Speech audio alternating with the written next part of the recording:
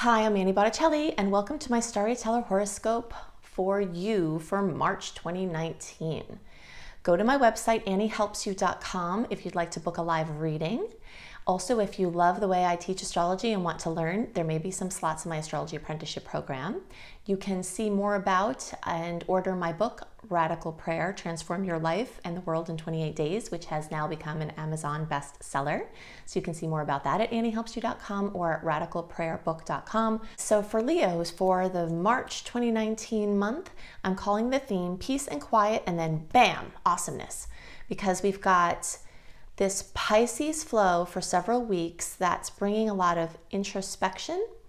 And then we've got the planets starting to move into Aries, plus some other planets already in Aries that are making amazing aspects with your placements that are really going to start to rev things up. So this month is a time, we'll call it, I don't want to call it quiet before the storm because that indicates like maybe that could be a problem, but it could be a storm of awesomeness as well. You know, this is a resting touch-in point where we've had go, go, go, go. And from the end of December through the, end of February. And now is this quiet point where we're going to touch in, be internal, work some things out, figure some things out, and get like a plan for your next push. And then the energies start to heat up again. So I want to give you lots and lots and lots of details about many different aspects and as they relate specifically to Leo. But I want to do that in the visual context. So I'm going to show you the charts that I'm using to talk about these things. So we're going to go into all those details with the charts now. Hello, Leo friends. Okay, so now starts the lesson part where I'll show you why I talked about the things that I just listed for the highlights for Leo. And I'll also give you lots more details about the energies that you can expect and what you can do with them. But in order to go deeper, we have to first make sure we know where you're at in the 30-degree designation of Leo. It's broken up into three parts. So the July born are pretty much the early degree placements, and then 0 to 9 degrees. By the way, this is also for you all Leo rising or Leo moon people. This will be a picture into the situation for you, regardless of whether it's your sun sign, moon sign, or rising sign. Okay, middle degree Leos are around August 1st through 10th, or 10 to 19 degrees, and late degree Leos are August 11th through the rest of the sign, and 20 to 29 degrees. The reason why I say that these are estimates is because the sun doesn't move into Leo the same day every year. There's a couple of day variable. So depending on what day it went in when you were born, that will toggle this a bit, but it's close enough. Wherever you are close enough, here is your designation, and that will work for you. Okay, so the first thing I want to talk about is how this month is kind of broken up into two sections. It's the section, and I'm going to use the late degree Leo chart as an example here, but know that what I'm talking about is for all of you, early, middle, and late degree placements. Okay, because we're not talking about the house placements right now, we're just talking about the relationship of the planets to your placement. So in general, this time of year, when the personal planets, the Sun, Mercury, are in Pisces, this causes a 150-degree angle between these planets that are in motion here and your sign. 150 degrees is called a quincunx angle. And God help us, it is awkward like it sounds. Quincunx. I don't know who came up with that word, but it's my least favorite word in astrology. It sounds as awkward as it is. So at this time of year, there's this watery energy that does not flow well with your fiery nature. But that doesn't mean it has to be a bad time. And this is one of my most important overriding messages about astrology, is that we can understand the energies of things based on the mathematical relationship they have. Okay, so 150 degrees usually means pretty awkward. But that's just against your natural flow. If you modify your natural flow to match the energy of the transits, you can flow a lot better. But it requires that. And this is perfect too, because Mercury being in retrograde, it's not a time to force things or to push outward. And Leo energy is fantastic at being assertive, being active, being busy, sparkling bright, just doing stuff. The outer world, being very busy and accomplishing things. But the Pisces energies are definitely more internal and retrospective and nostalgic and focusing on art and quiet space and meditation and sleep and rest and retreat. So if you can do those things, especially for the first 3 weeks of March or so, while the planets are really fiercely here in Pisces, then it will flow better. So just take out the agenda, remove the agenda, enjoy the peace and quiet. Likely, like me, you're a fire sign, I'm a Sag. So since the end of December through this time period in March is when the open windows for the stars, just swung right wide open. And you probably have been pushing, being busy, going all over the place like I have been. So if you just know that this is the time you rest before the next super productive, crazy, all over the place cycle, then you can enjoy it. And that's the second part of the month that I wanted to mention.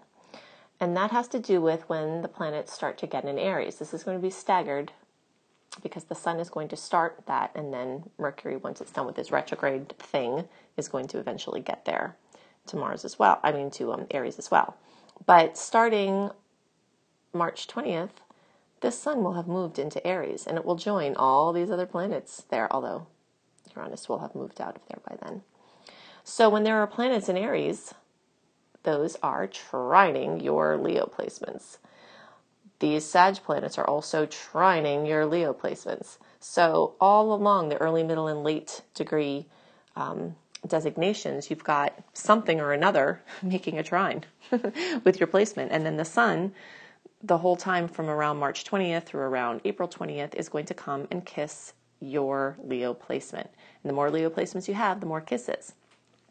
So in general, you can see there's a predominance of fire energy in the stars. And at the end of March, as Mercury goes direct, first Aries, sun will get into Aries. And then at the end of, that's around the 20th. And then around March 28th, Mercury will go direct.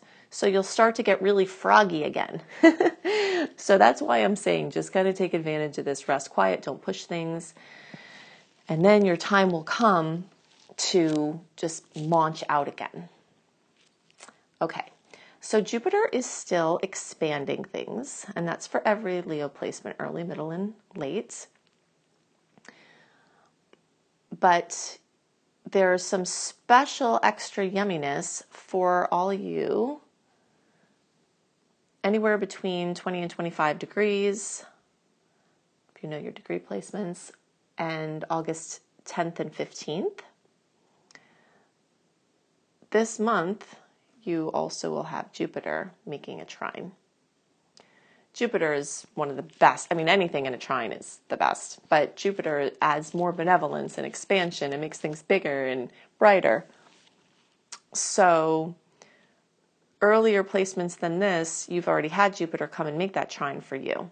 Now, those of you in August 10th through 15th are in the spotlight. Then in April, when Jupiter goes retrograde, it's going to go all the way back to 14 degrees. So those of you with birthdays as early as around August 3rd, you're still going to have this trine come to you again. It's going to go back. And then all of you after August 3rd and after, you're going to have the trine again.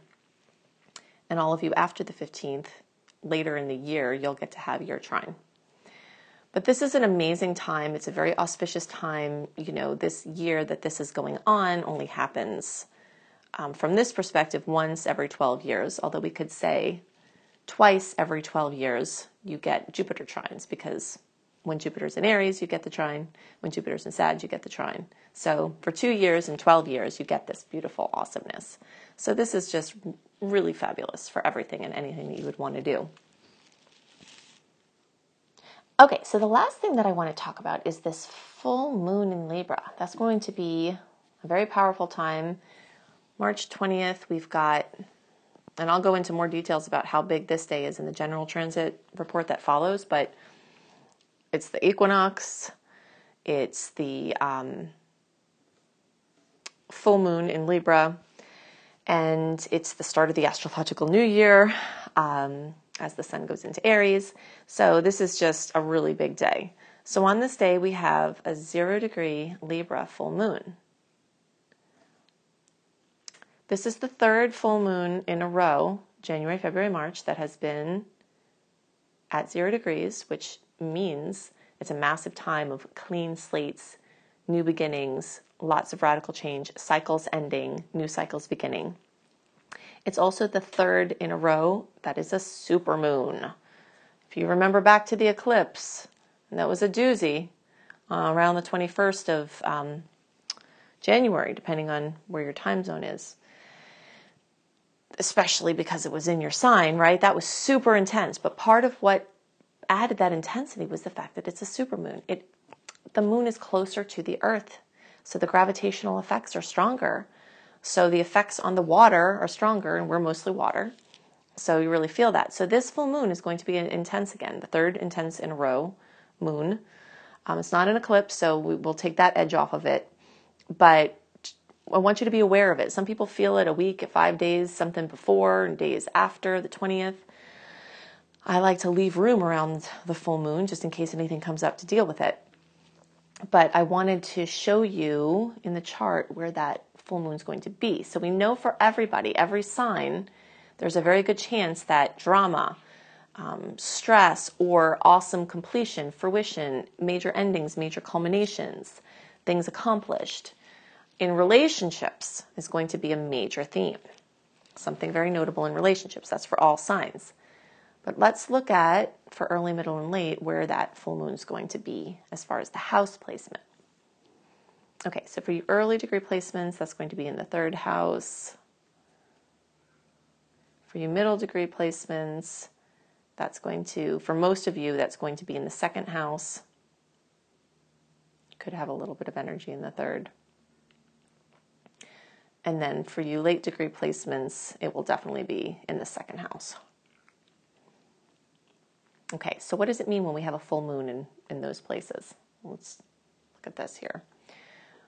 So remember, full moons bring completion, fruition, accomplishment, drama, something out into the open, something maybe that was going on in the backdrop. It's now out full-fledged as an issue or something that is happening. So for the 2nd house, this is a financial situation. So many of you in the middle degree placements and all of you in the late degree placements could see a massive amount of drama or completion or fruition in your money sector. So you could have a lot of money come to you, money that was owed. You could have a bonus. You could get a raise. You could get a job if you've been looking for one. This is amazing for money. This is also, I've seen this happen as a manifestation of something you've been wanting, like a material item. Although I don't necessarily usually recommend you buy expensive material items when Mercury's in retrograde, which the whole month is going to be affected by this, because the purchases in Mercury retrograde tend to lend themselves to shorter term purchases. And if you're wanting a long-term purchase, it's better to do it out of those stars. But sometimes something comes to you without you trying to go get it, or there's a special smoking deal on it, or it's just so obvious that you have to get it. And that may happen. You might get your dream, whatever it is, luxury item, or make major movement along sustainability, the path of sustainability, getting solar, getting rain barrels, getting something that really connects you in to goals of living off the land sustainably. And it can also have something to do with your self-esteem, because your self-esteem is part of what's related to how you make money. People who hire other people will tell you they usually know who they're going to hire when they walk into the room. It's how you carry yourself.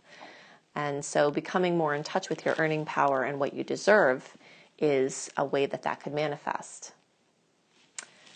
Okay, so for the rest of the middle degree placements and the early degree placements, this fullness, completion, fruition, drama is going to happen in your 3rd house. So this can have to do with communication, so a big communication blow up or a big communication breakthrough. Something with siblings, aunts, uncles, cousins, nephews, nieces, big news coming in, or, you know, sometimes full moons happen as something super enjoyable, like coming together with someone in a wonderful way, you know, wonderful memories shared. It's usually the tagline is emotion, and that's definitely going to be true here with the supermoon and the 0 degree, but it doesn't have to be bad emotion, you know, it can be, but it could also be this awesome or bittersweet or something like that. Something involving cars or vehicles or mobility, like your body, physical body moving around, something involving your devices. So just kind of look out there. They may need some attention. It may all of a sudden be, oh, now you have to get a new computer, you have to get a new car, something like that. And if you can hold off into April, the stars may be better for long-term purchases. But if you're going to get an interim car or an interim computer, that might be better indicated if you had to do something in the retrograde time. And definitely look at the fine prints, you know, make sure you know what you're getting yourself into, because it does tend to confuse and muddle the information that you get. Okay, so these are the things. Oh, by the way, the third house also rules your communication with things not of this dimension. So for those of you who are more sensitive to the subtle energies, sometimes I've seen this third house manifestation as something notable, like connecting with different dimensional energies or angels or guides, breakthroughs in that arena. Okay, so those are the things most on my mind for Leos. Now I want to talk about some general transits that you definitely need to know about, and I'll give you some tips on how to best use the energy and understand some of the other things that you will be experiencing this month. So I'm going to go into that now. So the general transits of March 2019 carry the energy of sudden changes amidst a quiet rest. March continues the trend that started in February of 2019 with more sweet aspects than challenging ones, which is very exciting. So this dreamy and creative Pisces energy is going to dominate the month of March. Then around the 20th, as the sun moves into Aries, the climate will change, the energy will change, but most of the month is covered in this quiet creativity after this push of the window that we had that opened at the end of December and went into the end of February, beginning of March. So it's a great time to experiment and work in the backdrop. Things from the past are very likely to come back. Blessings from the past, things you've done from the past, projects from the past, people from the past. There's a strong tilt with the retrograde energies. So Mercury will officially be in retrograde from March 5th through the 28th. Depending on your time zone, those dates could toggle a little bit. But the whole month, and even starting February 19th and going to April 17th, there's the retrograde transit, because there's a pre-transit shadow period and a post-transit shadow period when the energies are starting to shift. So it's a long transit. Making commitments to short-term arrangements could be perfectly fine, but just know that in general, the energy shows a shorter term agreement or a shorter term energy. So things that you do in this time, if you're intending them to be long term, they often wind up being shorter term than expected, or if they do make it into the long term, they get seriously called into question or have to change dramatically in order to be able to persevere. But for short term things, interim plans, things like that, it can be perfectly fine. It's great for trying on things, continuing with things you've already been doing, editing, anything like that. Also watch paperwork and other agreement details carefully, because Mercury ruling communication can interfere with the clarity of information that you get at this time, and things agreed to will likely be shifted, or you might not know all the information. Also, things involving transportation are more likely to come up. So problems with your car, trips, changes to plans, those are all common. But in general, the month has definitely more sweet aspects than challenging ones, and it's a very nice rest in between these push points. Okay, so once we start to get into April, it's going to be time to push again, and you'll start to feel that energy starting at the end of March, but it's going to brew and get stronger and more clear as we get into April.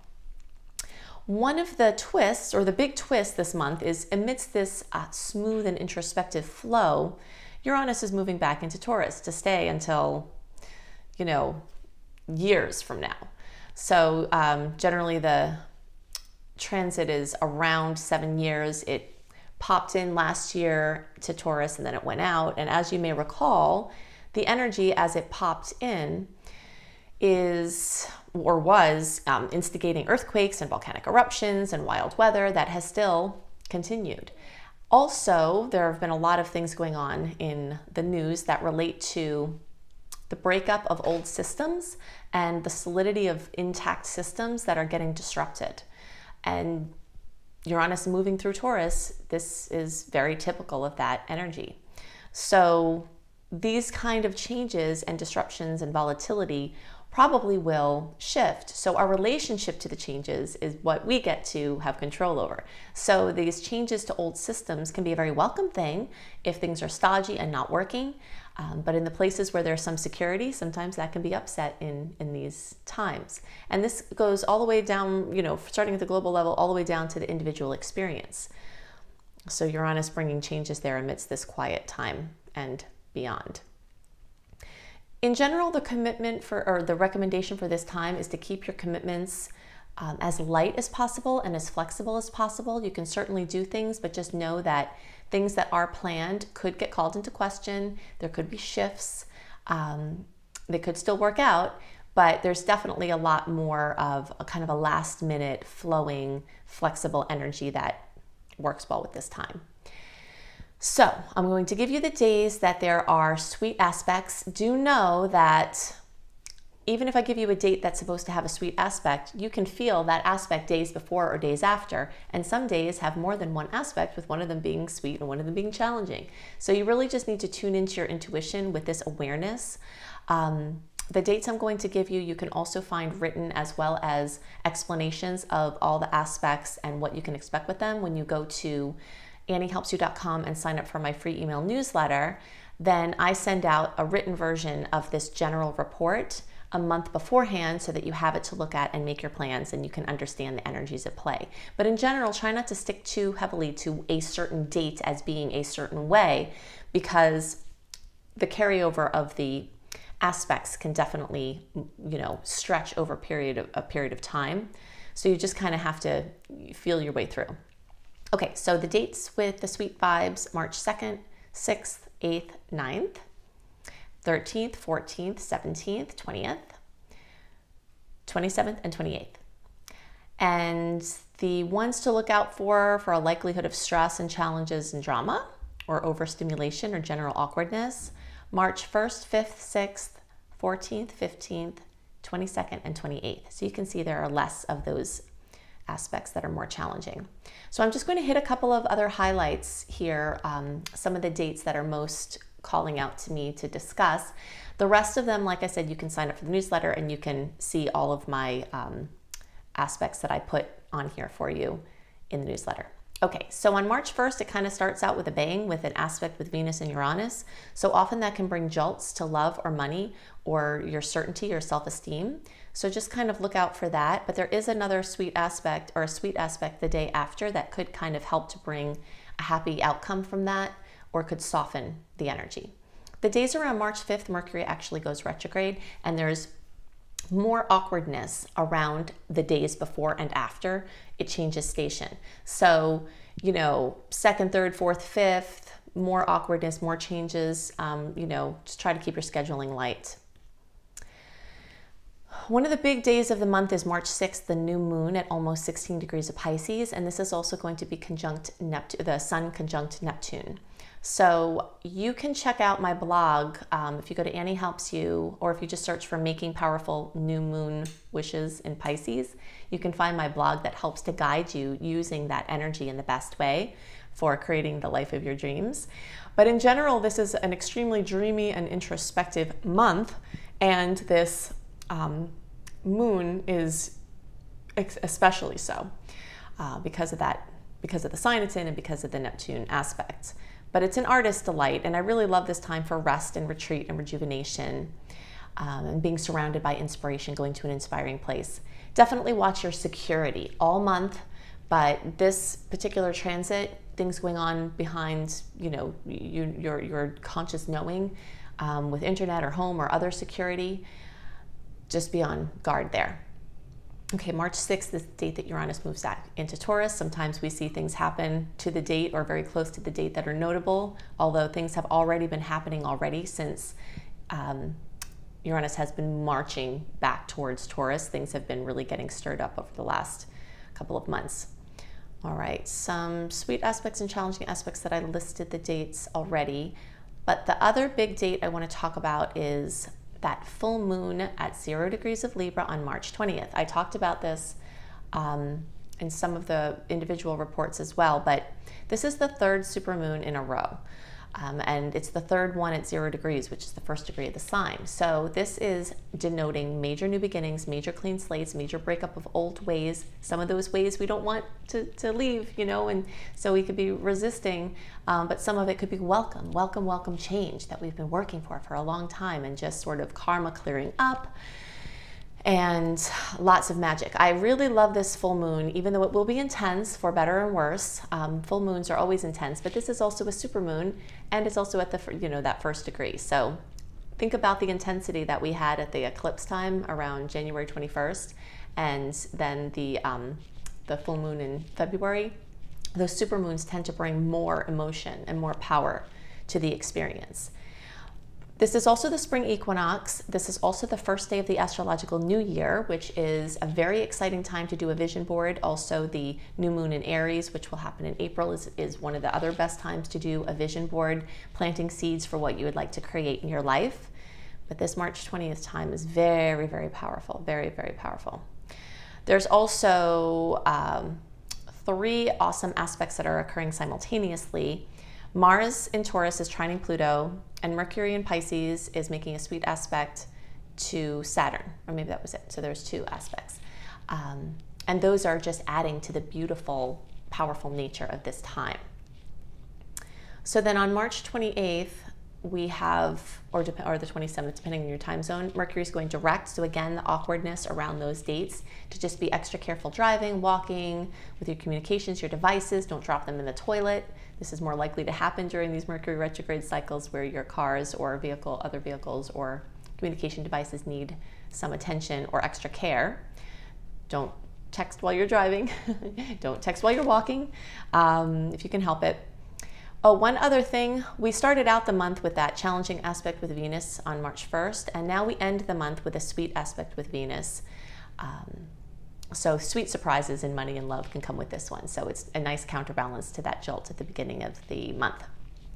So if you love how I do astrology and you'd love a live reading, you can go to anniehelpsyou.com, click on Work With Me, and see my astrology coaching section. If you would love to learn astrology because you resonate with how I teach, there may be some slots left in my astrology apprenticeship program. I would love to have you aboard. If you think I go into details in the reports, then you should see the details I go into the astrology apprenticeship program.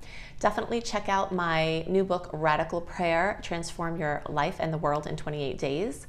It has already become an Amazon bestseller, so it's very exciting. So you can either go to radicalprayerbook.com, or you can search for my name and Radical Prayer in Amazon. Also, that should start to be available internationally at different booksellers. You should be able to get that at kind of brick and mortar bookstores as well. So go to anniehelpsyou.com, go to cozybysweetstarlight.com for written horoscopes from me. I also do a write-up talking about different things than I do in the videos that supplement, and if the videos are a little bit intense, the cozybysweetstarlight.com horoscopes are the antidote to that. They're super light, super easy to follow, and give you some different aspects to understand. Okay, so you can go to my husband's website, iamhelios.com, iamhelios.com. He does tarot readings. He also does some astrology readings, and he does visual work with audio-visual work. So you can check out his offerings there. So I hope you have a wonderful month, and I'll see you next month. Bye.